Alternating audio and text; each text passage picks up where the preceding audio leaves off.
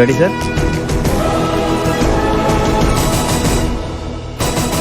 Welcome to 6 PM live with Suryaprakash. రాష్ట్రంలోనే కాదు, ఈ దేశంలోనే ఎప్పుడు ఎక్కడా లేని స్టింగ్ ఆపరేషన్ ఇప్పుడు మీరు చూడబోతున్నారు. రాజ్యాంగబద్ధంగా సంవిధానం పట్ల పూర్తి విధేయత కలిగి ఉంటామని ప్రమాణం చేసిన ఎంతో మంది మంత్రులు, ఎమ్మెల్యేలు, రాజకీయ నాయకులు ప్రజాస్వామ్య దేశానికి సేవకులుగా జీవితాన్ని అంకితం చేస్తున్నామని బాధ్యతలు చేపట్టిన ఎందరో IASలు, IPSలు మరియు ప్రభుత్వ సేవకులు ఈ రోజు ప్రజాసేవ మరిచి స్వయం సేవ ఏ విధంగా చేసుకుంటున్నారో తెలియజేయబోతున్నాం. మన దేశంలో 4th ఎస్టేట్ అని పిలువబడే మీడియాకు ప్రభుత్వ కార్యకలాపాల గురించి తెలుసుకునేందుకు లోనికి వెళ్లడానికి ఓ హద్దుంది. ఆ హద్దు దాటి లోపల హద్దు మీరి పనిచేస్తున్న ప్రభుత్వం గురించి చెప్పాలంటే దాన్ని దాటి వెళ్లగలిగిన వాళ్ల వల్లే సాధ్యమవుతుంది. ఇంత పెద్ద స్టింగ్ ఆపరేషన్ మేం చేశామనడం కన్నా మా ఛానల్ హెల్ప్ తీసుకొని మాతో కలిసి ఈ ఆపరేషన్ మొత్తం చేసింది ఒక లాబీయిస్ట్, ఒక మధ్యవర్తి, ఒక మీడియేటర్, ఒక ఫెసిలిటేటర్, పచ్చిగా చెప్పాలంటే ఒక broker. Please welcome mister Ganapati.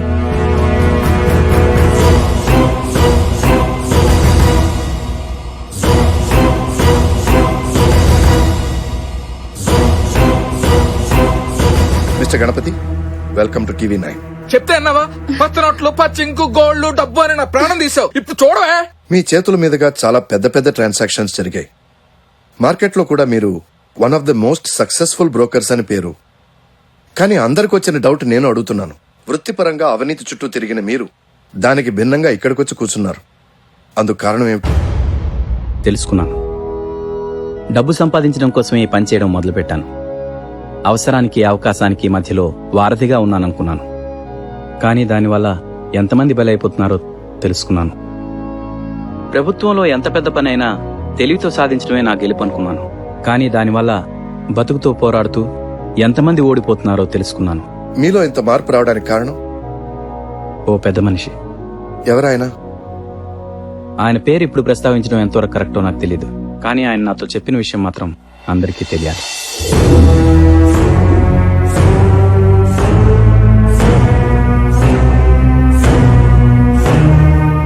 ఇదేంటి? 1000 నోటు. ఇది 500. మరిది 100. మూడిటి మీద కామన్ గా ఏముంది?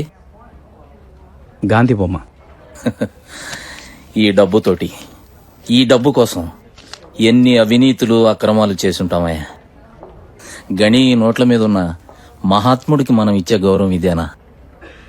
మారిపోగని. మనం మారితే మనం చూసే దృక్పథం కూడా మారుతుంది. అన్నా, ఏరా ఇలా వచ్చావు? అన్నా, అమ్మ ఆపరేషన్ అయింది కదా, అమ్మ కళ్ళు తెరిచిందన్నా. మరి ఇక్కడికి ఎందుకు వచ్చావు? అక్కడే ఉండాలిగా. అన్నా, అమ్మ బతికిందన్నా, నువ్వు లేకపోతే చచ్చిపోయేదన్నా. ఇప్పుడు బాగానే ఉంది కదరా, మరి ఎందుకు ఏడుస్తున్నావు? ఇది ఏడుపు కాదన్నా, ఆనందం. అమ్మ కళ్ళు తెరవగానే నిన్ను గట్టిగా పట్టుకుని ఏడవాలనిపించింది. సరే సరే, నువ్వు వెళ్ళు.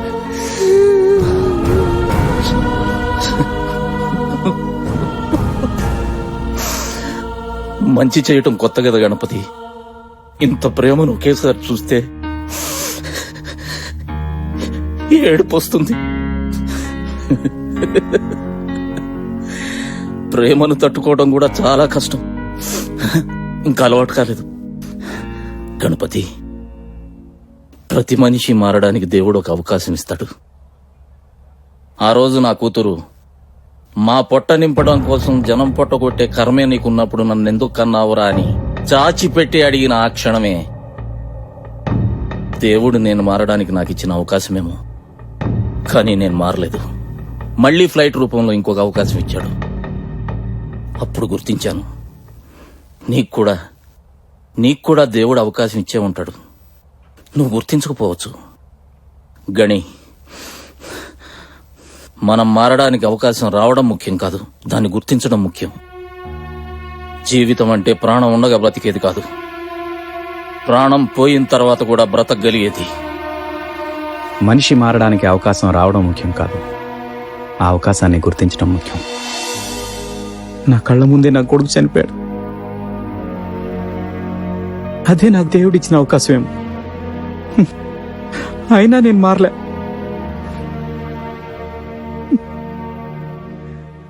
వాడి శవాన్ని నా ముందు పెట్టుకుని బ్రోకరేజ్ చేశాను.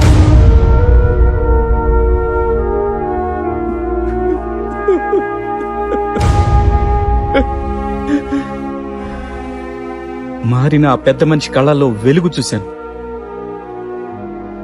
ఆయన మాటల్లో నిజం గుర్తించాను. అదే నేను మారడానికి వచ్చిన అవకాశం అనుకున్నాను. నేను మారాను. మీరు మారారు సరే, కానీ ఇంతమంది అవినీతిని బయట పెట్టాలనుకునే రిస్క్ వెనకాల వేరే ఏదైనా బలమైన కారణం ఉందా? మా మాస్టర్.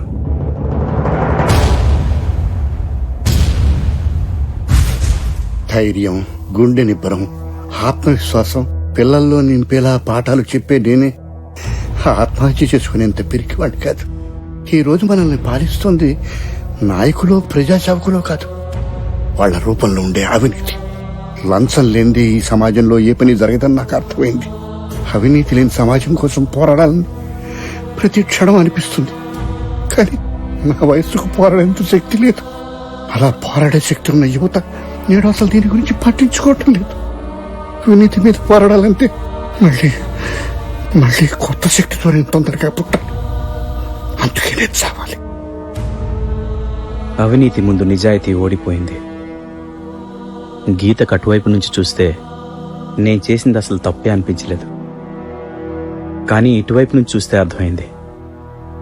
ఒక్క నా చేతుల మీదుగా అవినీతి జరగడం వల్ల ఎన్ని కోట్లు ట్రాన్సాక్షన్ జరిగింది. నా కొడుకు, మా మాస్టర్, ఓ రైతు చనిపోయారు. నాలాంటి వాళ్ళు కొన్ని వేల మంది బ్రోకర్లు ఉన్నారు. మా అందరి వల్ల ఎన్ని లక్షల కోట్లు ఈ దేశంలో అవినీతి జరుగుతుంది. ఎంతమంది జీవితాలు. నేనొక్కడిని మారితే సరిపోదండి, చాలా మంది మారాలి. మా మాస్టర్ మళ్ళీ పుడతారో లేదో నాకు తెలీదు. కానీ నిజంగా ఆయన పుడితే ఆయన కళ్ళు తెరిచే సమయానికి ఈ సమాజంలో అవినీతి పరులు మాత్రమే కాదు, నిజాయితీ పరులు కూడా ఉన్నారని చూపించాలి. అలాంటి నిజాయితీ పరులున్న సమాజాన్ని మనం చూడాలంటే ఇప్పుడున్న అవినీతి పరులని మనం జనానికి చూపించాలి. గణపతి గారు, మీరు ఆ జాతకాలను విప్పి చూపించే ముందు ఒక చిన్న బ్రేక్ తీసుకుందాం. వీడేదో కొంప ముంచేటట్లున్నాడు. పిఏ, స్టేట్లో ఒక గంట కరెంట్ కట్ చేయమని చెప్పు. Okay sir. తర్వాత ఏం చెయ్యాలో చూద్దాం. Are we on air? Live speaker on చేయండి. ఏంట్రా TV9 లో లైవా? రేయ్, మా విషయాలు ఏమైనా బయట పెట్టినా, మా గురించి ఒక మాట మాట్లాడినా మంత్రి రాయుడు కొడుకా కాదు, దాసు చెప్తున్నా. ఇదంతా అనవసరం. ముందు బయటరా. మోకరు నా పడక. రే, నువ్వు ఫోన్ లో మాట్లాడేదంతా అక్కడ లైవ్ లో అవుతుందిరా. రే, ఎవరికి రా? నువ్వు మోస్తావా? ఏం చేయాలి నాకు తెలుసు కదా.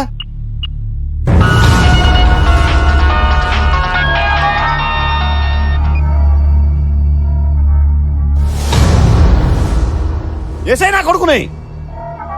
ఇటువంటి బెదిరింపు కాల్స్ గణపతి గారి ఫోన్కు మాత్రమే కాదు, మా స్టూడియోకి కూడా చాలా వస్తున్నాయి. ఎనీవే, చెప్పండి గణపతి గారు, ఇప్పుడు మీరు చూపించబోయే మొదటి ఇది ఇప్పుడు గణపతి లేకుండా ఏ పని చేయనని మా నాన్న, అన్నకి తెలియకుండా ఏ పని చేయనని నువ్వు. అంటే మీ ఇద్దరు లేకుండా మేమేం చేయలేమా? బూడిద చేసాం.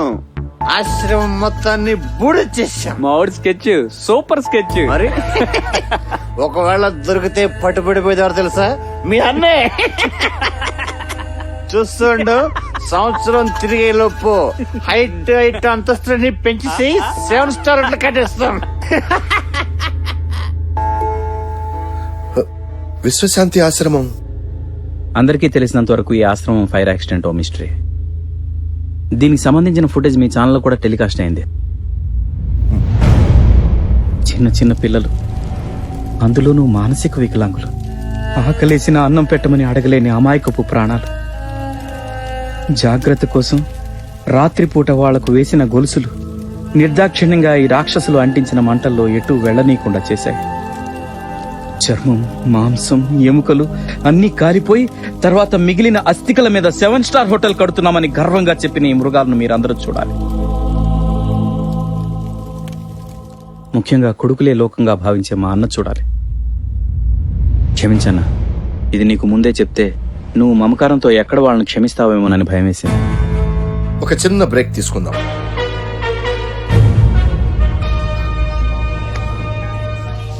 నేను మేనేజ్ చేస్తాను కదా, నువ్వేం టెన్షన్ పడుకో. నాన్న, జరిగింది ఏంటంటే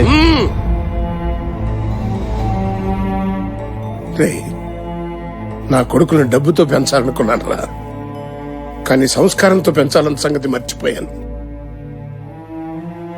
రే, కేవలం మీ ఇద్దరి కోసం ఎంతమంది ఉసురు కొట్టుకున్నాను రా. నాకు నేనే నీచంగా కనిపిస్తున్నాను రా.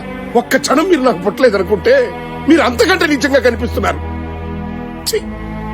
మా నాన్న చనిపోయిన అనాథం చేశాడరా, కానీ మీరు చెట్టంత కొడుకులు బతికుంటే ఈ తండ్రిని అనాథం చేశారా.